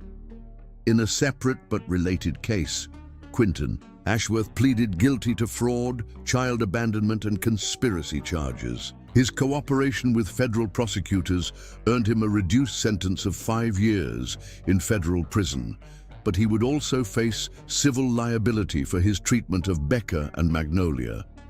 The legal proceedings had taken 2 years from start to finish, but they resulted in complete vindication for Becca and justice for everyone involved in the conspiracy. As Theo watched his mother and brother being led away in shackles, he felt not triumph but exhaustion. Justice had been served, but it couldn't return the lost years or heal the wounds that had been inflicted. Outside the courthouse, Becca waited with Magnolia, now 5 years old and finally old enough to understand that the bad people who had hurt her family were going to prison. "Are they really gone forever?" Magnolia asked, holding her father's hand as they walked down the courthouse steps. "For a very long time, sweetheart," Theo replied. "Long enough for you to grow up safe and happy." "Good," Magnolia said with the fierce determination she had inherited from both parents. "They were mean to Mommy, and people who are mean to my mommy should go to jail." As they drove home together, truly together for the first time in 5 years, Theo reflected on how long the journey to justice had taken. 2 years of investigation and trials, millions of dollars in legal fees, and the complete destruction of his family legacy. But watching Becca smile as Magnolia chattered about her upcoming 5th birthday party, Theo knew it had all been worth it. Justice was slow, but it was thorough, and sometimes that was enough. Chapter 10. Love Reborn. Present day. 6 months later. Healing, Baker discovered, was not a straight line drawn from broken to whole. Some days she woke up feeling strong enough to face the world, her trust in Theo growing like new grass after a forest fire. Other days, she found herself paralyzed in the grocery store, overwhelmed by choices when for years she had been grateful for whatever food she could find. "Mommy?" Magnolia's voice was gentle, wise beyond her 3 years. "Are you having a scared day?" Becca looked down at her daughter, this miracle child who had inherited not just Theo's blue eyes, but his intuitive understanding of human emotion. After months of proper nutrition and medical care, Magnolia had blossomed. Her cheeks were round and pink, her curls bounced with vitality. "A little bit, sweetheart," Becca admitted. "Should we call Theo? He always knows how to make the scared feelings go away." The fact that her daughter now called him Theo instead of Prince Theo felt like progress. Small steps, Dr. Sarah Chen had told them. Healing happened in small steps. "Maybe we should," Beaker agreed, pulling out her phone. Theo answered on the first ring. "Becca, is everything okay?" "We're having a moment at the grocery store," she said. "Too many choices." 17 different types of oatmeal, Theo. When we were before, I used to steal packets from hotel lobbies and feel like we'd won the lottery. "I'll be right there." 20 minutes later, Theo appeared in the cereal aisle looking ridiculously out of place in his expensive suit, but he didn't care about the stares. His only focus was on Becca and Magnolia. "Hey," he said softly, crouching down to their level. How about we make this simple? Magnolia, what's your favorite kind of oatmeal? The kind with dinosaur eggs that hatch when you add hot water, Magnolia exclaimed. Dinosaur eggs it is, Theo said solemnly. And maybe some plain oatmeal for Mommy. The casual way he handled the crisis made Baker's chest warm. Progress, she thought. Small steps toward trusting love again. That evening, their cooking experiment turned into a flour fight that left all three of them covered in white powder and laughing. Watching Theo clean up the mess, his expensive suit ruined, but his face glowing with joy, Becca felt something shift inside her. Not quite trust, not yet, but the possibility of it. You don't have to do that, she said, taking the paper towels from him. Nothing more important than this, Theo replied, meeting her eyes. Nothing more important than being here with you and Magnolia. The board of directors might disagree. The board of directors can learn to live with disappointment. His voice carried the authority of a man who had restructured his entire life around different priorities. I missed 3 years of my daughter's life, Becca. I'm not missing anymore. That night, after Magnolia was asleep, Becca found Theo in his study staring at a photo from their wedding day. She had been looking for him to say goodnight, a small ritual they had established. Regrets? She asked softly. Every day, he admitted, but not about loving you, never about loving you, only about being too weak to fight for that love when it mattered most. Becca sat down across from him. I used to dream about this conversation, about you realizing you'd made a mistake and coming to find us. But in my dreams, you always found us right away. If I could go back, but you can't, Becca interrupted gently. Neither of us can. The question is, what do we do with the life we have left? It was the first time she had spoken about a future that included him, and Theo felt hope bloom in his chest. The turning point came 3 weeks later. Magnolia had been having nightmares, and despite Baker's efforts, their daughter couldn't be consoled. I want Theo, Magnolia sobbed. He makes the monsters go away. Becca found Theo in his office, working on contracts for a foundation in Magnolia's name. She wants you, Becca said simply. She's having nightmares, and she wants her... The word father hung unspoken between them. Theo followed Becca to Magnolia's room, where their daughter sat clutching her stuffed elephant. Theo! Magnolia's face lit up despite her tears. I dreamed the bad people took you away too. Hey, little princess, Theo said, settling into the chair beside her bed. No bad people are taking anyone away. You're safe, Mommy's safe, and I'm not going anywhere. Promise, I promise, Theo said solemnly. Cross my heart and hope to die, stick a needle in my eye. Magnolia giggled, then grew serious. Will you be my real daddy? Not the mean man who left us, but a daddy who stays forever. The question hung in the air. Theo looked at Becca, who was standing in the doorway with tears streaming down her face. If Mommy says it's okay, Theo said carefully, I would be honored to be your real daddy. Mommy? Magnolia turned to Becca with hopeful eyes. Can Theo be my daddy? Please. Becca wiped her tears and stepped into the room. What do you think, sweetheart? Do you really want him to be your daddy? Forever and always, Magnolia said, firmly, even when I'm grown up. Then yes, Becca whispered, he can be your daddy. Theo's control finally broke. He gathered Magnolia in his arms and held her close, tears streaming down his face. Forever and always, little princess, he whispered into her hair. Nothing in this world could make me leave you and your mommy again. 3 months later, Becca's art gallery opened to critical acclaim. Survival stories featured paintings she had created during their homeless years, raw, heartbreaking pieces that told the story of love persisting through hardship. The centerpiece was Hope in the Darkness, Magnolia sleeping peacefully in a cardboard box, surrounded by shadows. but with light illuminating her face. Beside it hung The Prince Returns, Theo kneeling before Magnolia in the hospital, his hands outstretched in love. "You've turned pain into beauty," Theo said, standing beside her as patrons moved through the gallery. "You've given meaning to suffering?" "Art is supposed to make people feel," Becca replied. "If these pieces help one homeless mother feel less alone, then the pain served a purpose." The gallery represented more than artistic success. It was proof of Becca's independence. Theo had provided startup funds, but the vision was entirely hers. The proposal came in the most perfect place, the children's hospital where Magnolia had been born. Theo had donated millions to build a new NICU wing, and tonight was the dedication ceremony. "This is where our miracle began," Theo said softly, taking her hands as Magnolia played nearby. "This is where our daughter fought her first battle and won. This is where I want our new beginning to start." "Theo, I know I don't deserve a second chance," he continued, his voice breaking. "I know I failed you when you needed me most.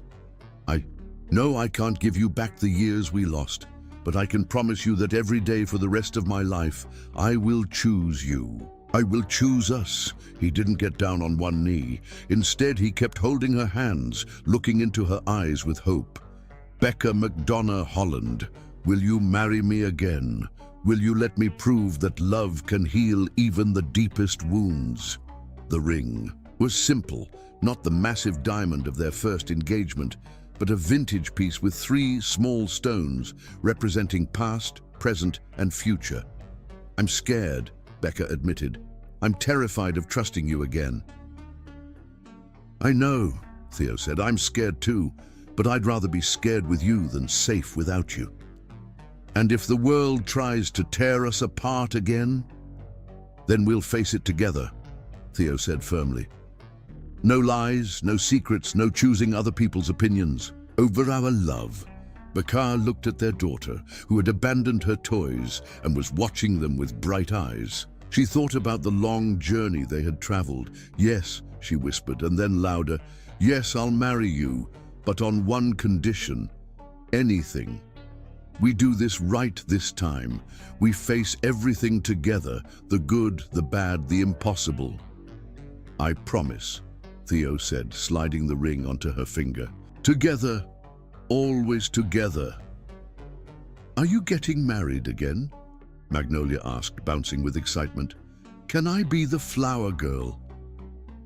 "You can wear the most beautiful princess dress in the world," Baker laughed, gathering her daughter into their embrace.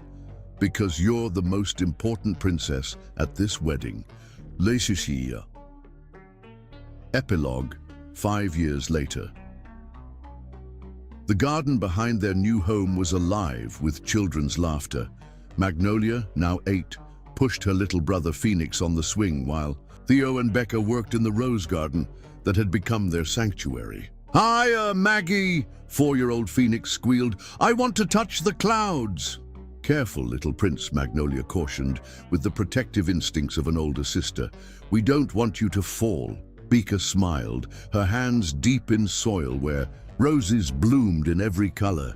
These weren't the same roses from their first garden. Those had been lost. But these new roses were stronger, planted in soil enriched by experience. "Do you think we got our happy ending?" she asked Theo. Theo paused, looking at his wife and their children playing in the golden afternoon light. "No, my love," he said, reaching over to touch her dirt-stained hand. "I think we're just beginning." Behind them, their house stood welcoming, its windows reflecting the setting sun, like promises kept. Inside, the walls were lined with Baker's paintings, not just the survival pieces, but new works that spoke of joy and family and second chances. The gallery had expanded to 3 locations, showcasing artists who had overcome trauma. Theo's foundation had helped thousands of homeless families, giving him a way to honor the suffering he had caused and the strength his wife and daughter had shown. "Mommy, Daddy!" Magnolia called. "Phoenix wants to hear the story again." "Which story?" Becca called back. "The true one, the one where they get separated but find each other again." Theo and Becca exchanged a look full of shared history and hard-won wisdom. Their story wasn't a fairy tale. It was messier, more painful, more real, but it was theirs and it was true.